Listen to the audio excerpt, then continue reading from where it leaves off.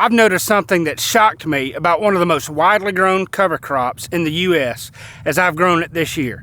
In fact, this is the 6th year that I've grown it, and I've never paid attention to it before. And it's transforming the way we do cover crops in the fall, and I bet at some point this cover crop will benefit you as well. I'm Rod from Drought Family Farms, and I'm on a mission to grow more of our livestock feed on our farm using cover crops while also drastically improving the health and the well-being of our soil. And in this video, we're going to jump into many of the reasons that make cereal rye one of the most prominent cover crops in the United States and how it can help jumpstart your soil health and your forage production on your farm. Before we begin, let's talk about the general ways that it's used. And before I talk about how we use it on our farm, we'll compare it to some other cover crops and then talk about ways that it can be used to help you as well. Row crop farmers often plant it after their primary crops because it is an excellent scavenger of nitrogen. The fibrous root system will penetrate up to 30 inches deep into the soil, so it enables it to scavenge up to 100 pounds of nitrogen per acre fairly quickly,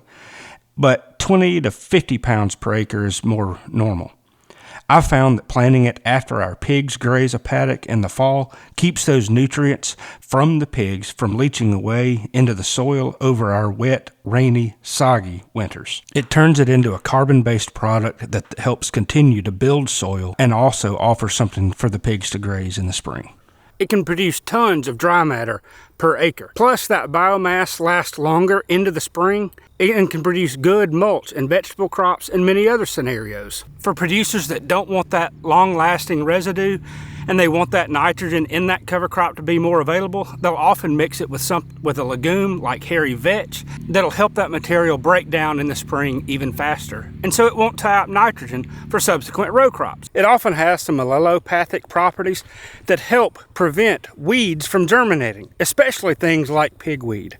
I've noticed that after I plant cereal rye in a field, the pigweed tends to wait even longer before it germinates. That gives our warm season cover crop mixes from things like buckwheat, cowpeas, sorghum sudan grass, and others a chance to start growing and outcompete the pigweed and other weeds that we don't want in the pastures. It'll prevent other weeds from growing, but I don't have a lot of experience in those areas like other producers do. And it has a lot of quick growth in the fall right after it's planted, making it an excellent crop to help hold soil in place or to graze earlier than other cover crops. It also produces a quick flush of growth in the early spring or late winter, making it one of those crops that can be grazed earlier than others. And it can be mixed with several other cover crop species like legumes to help improve soil as well. But perhaps one of the most remarkable aspects of cereal rye is that there is a wide planting window in my area in Mississippi from late August all the way in through December and January. It'll germinate and grow really well. Because cereal rye is a cool season cover crop, there are several different options that we may want to plant instead of cereal rye. And those include other cereals, annual ryegrass, brassicas, and legumes. I'm going to talk primarily about the ones that I have much experience with. For example, when we talk about the legumes, I'm not including alfalfa because it doesn't grow well in my area. In addition to rye, the other cereal grains that we can grow, the cover crop, include wheat, oats, triticale, and barley. There's not much barley available for my area. I don't think it performs well. Likewise, there's not much triticale seed available for my area. I haven't tried it, and I'm not sure that I would. Wheat and oats are usually the cereals that would compete with rye in my area of Mississippi. Oats will winter kill in cold climates.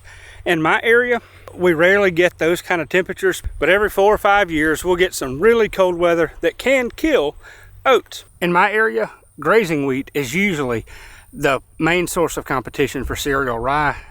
And according to our farm supply store, they sell a lot more grazing wheat than they do cereal rye. It seems to me that wheat doesn't have quite as much robust root systems as cereal rye or quite as much biomass production. I think it is better palatable grazing, particularly for ruminants. I haven't noticed much difference between rye and wheat grazing pigs on them. The main reason I like rye is it produces a lot of forage. It also there's a wide flexibility of time for it to plant. It grows in colder temperatures, and most importantly, it is an excellent crop for a variety of soil conditions, including low soil pH. It's not the best at growing in waterlogged soils, but we can usually get a stand of it going. And many people confuse growing cereal rye with ryegrass. Annual ryegrass is usually what's grown in my area. Seeding rates are different. All of it's very, very different. There's much more biomass production with cereal rye than with ryegrass. The annual ryegrass root systems tend to go deeper into the soil and seem like they're much more effective at breaking up hard soils. Ryegrass, I think, also is a little bit better in wetter soils. Cereal rye, on the other hand, has a more fibrous root system. It'll still go 2 to 3 feet deep, and it produces much more biomass that stays in the soil longer. And oftentimes, what my pigs don't eat, I want to help create more organic matter in the soil and for it to last a little bit longer. So that's why I prefer cereal rye. I don't really see legumes as a competition for cereal rye. Rather, I see them as companion plants. Of course, they have higher levels of protein, they're much more nutritious, and they decay faster in the soil. I'm not sure how much more organic matter they add to the soil over time, but they do decay fairly quickly, as well as adding nitrogen. The brassicas will help scavenge some nitrogen. They'll provide some good tap roots, among other things, and increase the protein level, but they don't provide a whole lot of cellulose and carbon for soil life. Hairy vetch works really well with cereal rye, but livestock don't seem to graze it as well and as effectively, so that's why I have not planted any of it so far this year. It produces tons of biomass though. Winter peas work really well with cereal rye, and even though winter peas aren't great for cattle grazing, pigs tear them up. I really enjoy having chicory with my cereal rye. I love the deep taproot. I love how the pigs graze it and the root, and how it also regrows and even goes to seed. Chicory is one of those more perennials that as long as you don't disc it up too bad, you don't really kill it in the soil. Of course, there's Boston plantain, dandelion, and many others. All make really great companion crops. What I'm not sure about is how much cereal rye and its allelopathic properties inhibit the growth of chicory and some of those other forbs. What I'm trying this year is planting a 40 pound to the acre crop of cereal rye. That's about a third of the recommended rate of 100 to 120 pounds to the acre, to allow those legumes and forbs like chicory to grow along with it. We'll see how that works out. What has shocked and impressed me the most about cereal rye, and while it's going to be a much more significant component of our fall planted winter annuals, is because it seems to be much more drought tolerant than any of the others. And it doesn't make sense to me. I planted the field that I'm standing in now, and the field where I started the video a week ago today. In fact, that evening we had 3/10 of an inch of rain. That's all. This is on top of a time where it was already dry. I prepped the soil by disking it lightly, then throwing the cereal rye on the ground and lightly disking over it or dragging over it. And would you believe that that 3/10 of an inch of rain has allowed that cereal rye to germinate? Now the field where I started the video, I've already irrigated it once after it germinated. But the field I'm standing in now has received no irrigation yet. But I'm about to start the irrigation for the field that I'm standing in now after that 3/10 of an inch of rain, and you can already see that it's starting to germinate. One of the biggest problems that we have in the fall here in North Mississippi is it is typically very, very dry. So it's kind of pointless to plant stuff in August or September if you don't have a way to irrigate it. And even if you're getting a good bit of rain at planting, we still may wind up with 3 more months of dry weather. So I'm really excited about any crop that performs well in dry weather. Plus, if it is dry, we can plant in December when we tend to get more rain into December and January and still get a good forage production for that crop. So far, I haven't had quite as much luck with wheat or some of those other crops. I prefer cereal rye over the other grasses and cereal grains because it matches with my goals. It's more tolerant of lower pH soils. Usually I'm not trying to get multiple grazings off of a crop, especially with our pigs, because I'm growing things like clovers, winter peas, brassicas, and others that tend to perform much better and produce more biomass and forage for the livestock if they grow over winter.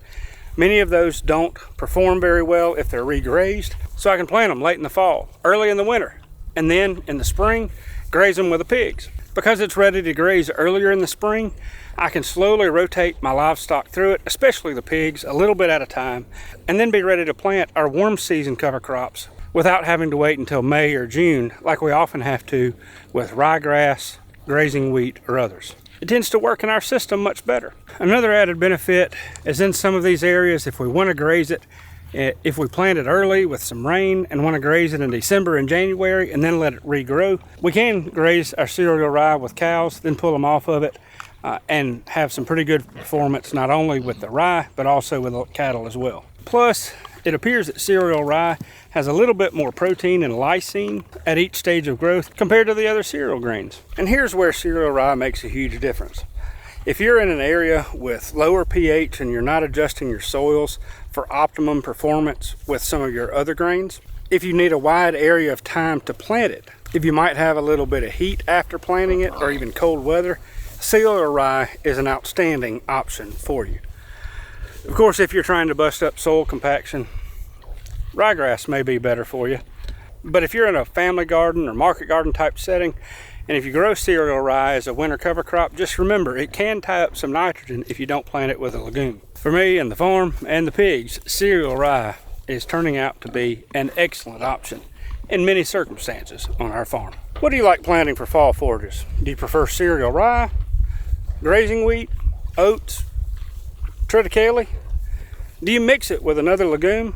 And do you graze it with livestock? I'd love to know. Let me know in the comments. Y'all take care and have a great day.